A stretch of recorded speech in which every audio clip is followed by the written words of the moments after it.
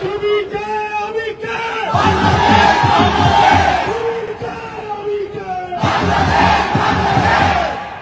কে আমি কে বাংলাদেশ বাংলাদেশ এই স্লোগান ধ্বনিত হচ্ছে কোথায় বলুন তো? না, বাংলাদেশে নয়, কিংবা প্রবাসে যে সকল বাংলাদেশি থাকেন তারাও এই স্লোগান দিচ্ছেন না, দিচ্ছেন খোদ পাকিস্তানি জনগণ। সঠিক শুনেছেন, পাকিস্তানের নির্যাতিত জনগণ।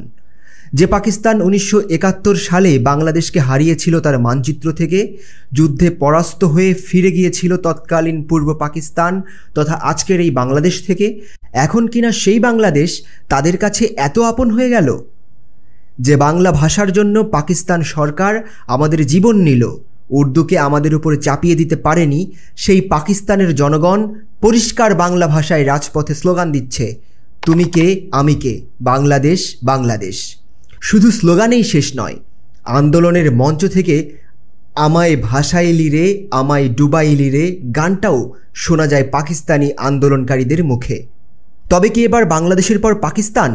রাজনৈতিক, অর্থনৈতিক, নিরাপত্তা সহ বহু বিষয় নিয়ে উদ্ভূত সংকটের প্রেক্ষিতে যে আন্দোলন শুরু হয়েছে সেটা কি বাংলাদেশের মতো বিপ্লবে রূপ নিয়ে সরকার পতন করতে পারে? এই সব প্রশ্নের উত্তর এখনও অজানা।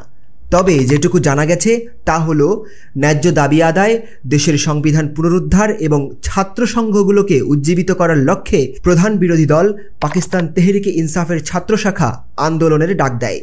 গত 14 আগস্ট দেশটির স্বাধীনতা দিবসে রাজপথে নেমে আসে লাখো ছাত্র জনতা। জানা গেছে, ছাত্রদের এই আন্দোলনকে প্রতিহত করার জন্য কঠোরতা অবলম্বন করে পাকিস্তানি পুলিশ এবং আর্মি। এমনকি বাংলাদেশের মতো আন্দোলন চলাকালে ইন্টারনেট ধীরগতি এবং কোথাও কোথাও ইন্টারনেট পুরোপুরি বন্ধের খবর পাওয়া যায়। এরপর ইনসাফ স্টুডেন্ট ফেডারেশনের শিক্ষার্থীরা এক ভিডিও বার্তার মাধ্যমে পাকিস্তানে আইনের শাসন প্রতিষ্ঠা, পাকিস্তানের সাবেক প্রেসিডেন্ট ইমরান খান, শাহ মাহমুদ কোরেশি, হাসান নিয়াজি, হায়দার মজিদ সহ যে সকল নিরাপরাধ মানুষকে কারাবন্দী করে রাখা হয়েছে তাদের সবাইকে মুক্তি দেওয়া সহ 3 দফা দাবি জানিয়েছেন। ভিডিও বার্তায় তারা বলেন, তাদের এই 3 দফা দাবি মেনে নেওয়া না হলে দ্রুত সরকার পতনের আন্দোলন শুরু করা হবে। তারই ধারাবাহিকতায় আন্দোলন চলমান রয়েছে। এরই মধ্যে পাকিস্তানের সেনাপ্রধান আসিম মুনিরের একটি বক্তব্য ভাইরাল হয়েছে। সেখানে তিনি বলেন, যারা পাকিস্তানের আইন মানবে না, আমরা তাদেরকে পাকিস্তানি হিসেবে মানব না।